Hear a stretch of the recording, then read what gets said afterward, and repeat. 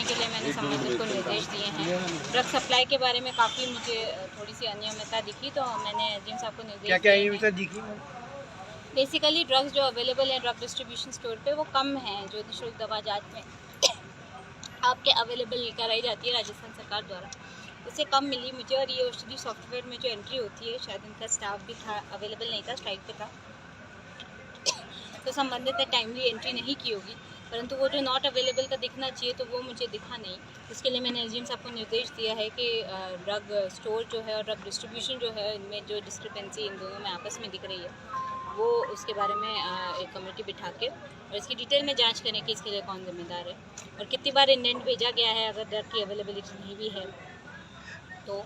इसके अलावा हॉस्पिटल में सफाई से रिलेटेड आपकी जितनी भी स्टाफ से रिलेटेड, आपकी सीसीटीवी कैमरा से रिलेटेड, सीसीटीवी कैमरा अभी ऑपरेशन नहीं है, परंतु अभी जो मुझे बताया गया कि पिछले 15-16 को ही मीटिंग हुई थी कलेक्टर साहब की अध्यक्षता में, और उसमें करीब 40 लाख के जो इनका फंड है अवेलेबल, उसमें कुछ प्रपोजल्स लिए हैं, तो उसमें नई सीसीटीवी कैमरा, कंप्यूटर इत्यादि जो मुख्य चीज़ें हैं वो क्रय करने की ऑलरेडी ये लोग कार्रवाई कर रहे हैं। यहाँ पे डीप फ्रीज़र भी किया जाएगा, तो कुछ कार्रवाइयाँ हम अपने लेवल पे कर रहे हैं। इसके अतिरिक्त कल जो इंसिडेंट हुआ था जिसमें एक व्यक्ति घुस गया था, उसके संबंध में भी मैंने अपने लेवल पे जांच की और उसके संबंध में भी जो जिम्मेदार व्यक्ति होगा उसके खिलाफ चार्जशीट हम प्रपोज करेंगे।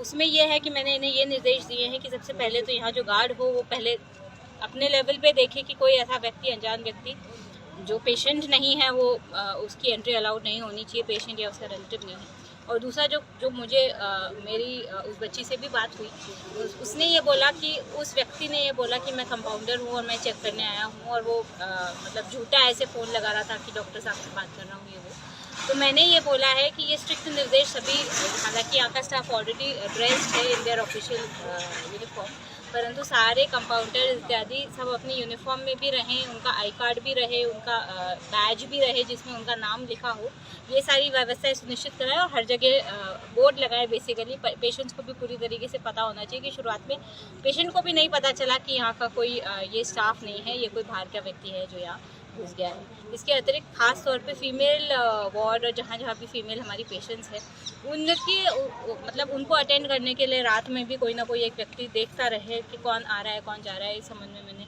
जो नर्सिंग अधीक्षक हैं उनको निर्देश दे दिए हैं। सफाई व्यवस्था के बारे में स्पेशली निर्देश दिए हैं। अन्य जो हमारी इंस्पेक्शन रिपोर्ट अभी आ जाएगी आपको, तो उसमें आपको पता चल जाएगा। ये कैमरे, सीसी कैमरे और ये डीप फ्रीज कब तक लग जाएंगे मैडम?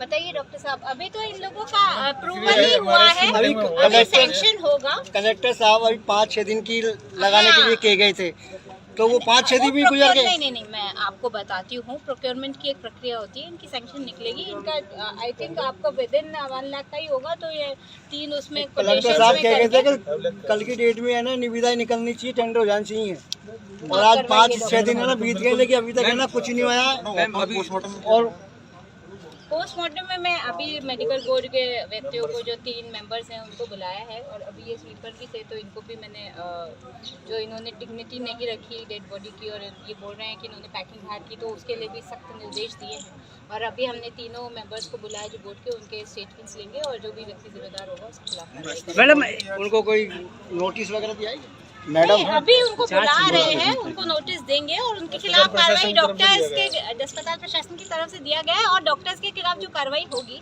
वो हम इनके डिपार्टमेंट को मूव करेंगे। मैडम 108 सही काम कर रही है, लेकिन 108 तो सही ले जाती है, लेकिन वो चिल्लाते रहते हैं, लेकिन अस्पताल से कोई भी स्टेशन लेकर नहीं आता। और वो जैसे कि आपने देखा भी वो मैंने देखा, परंतु उसकी एक कारण ये भी था कि आप सब लोग भी और पेशेंट्स भी एक साथ सारे इकट्ठे हो गए थे, जबकि मैं 3 बार बोल रही थी, रिलेटिव्स को भी बोल रही थी, लोगों को भी बोल रही थी कि आप थोड़ा सा स्पेस दीजिए, क्योंकि वो लेडी जो स्ट्रेचर के साथ खड़ी रहती है वो वही खड़ी रहती है, उसे स्पेस नहीं मिला।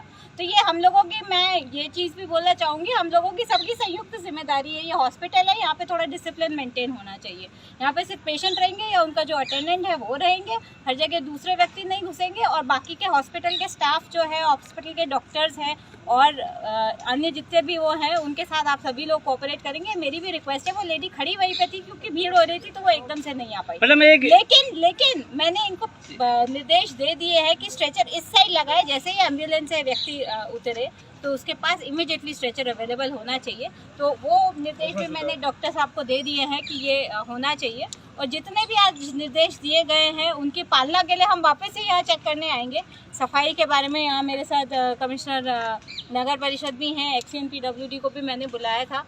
जितनी भी यहाँ पे अव्यवस्थाएं हैं, जो भी हम कर सकते हैं अपने लेवल पे वो करेंगे और इसके बाद हम इसका फीडबैक देंगे। मैडम, एक आईसीयू पे पड़ा हुआ है, 1 साल हो चुके, करोड़ों रुपए की लागत से राजस्थान सरकार ने इसमें दिए हैं और लेकिन 7 मरीज भर्ती हुए हैं खाली इसमें आईसीयू वार्ड में। आईसीयू वार्ड में जी, 1 साल में 7 मैडम भर्ती हुए हैं मरीज। नहीं, अभी तो आईसीयू वार्ड में देखे नहीं कि पेशेंट्स है उसमें कुछ भी नहीं है, उसमें नहीं है, खाली है पूरा आईसीयू। 1 साल में आप देख सकते हैं, आप खाली है मैडम, खाली है। एनआईसीयू में तो बच्चे थे, हम उस तरफ नहीं गए क्योंकि ऑब्वियसली आईसीयू का एक प्रॉपर प्रोटोकॉल होता है, हम उसमें घुसते नहीं है। लेकिन मैंने आईसीयू वार्ड के बाहर देखा था, मुझे पेशेंट्स दिख रहे थे, परंतु आप लोग ये मेरे संज्ञान में ला रहे हैं तो ये भी हम अलग से डिस्कस करेंगे। मैडम, यहाँ पर 9 डॉक्टर लगाए गए हैं महात्मा गांधी हॉस्पिटल से, उनमें से 3 डॉक्टर हैं, उन्होंने अभी तक ज्वाइन नहीं किया है और उनकी अटेंडेंस यहाँ से होके और जारी है वहाँ पर। चर्म रोग विशेषज्ञ बुलबुल यादव जी, इंचार्ज ही नहीं बैठता, इंचार्ज भाग जाता है। नहीं तो आपने जितने भी अंडर ट्रेनिंग थे उनके बारे में लिखा कि यहाँ क्योंकि डॉक्टर अटेंडेंस बना के जा रही है उनकी, एब्सेंट लगी जा रही है। अरे उनके पिताजी मित्र हैं उनके, आप झूठ क्यों बोल रहे हो ऐसे? कौन सा स्टाफ नहीं है, कौन नहीं आया? 3 डॉक्टर नहीं आ रहे अभी, अखबार में आया 28 मार्च को ऑर्डर निकला है। कोई बात नहीं, हम देख लेते हैं। Thank you.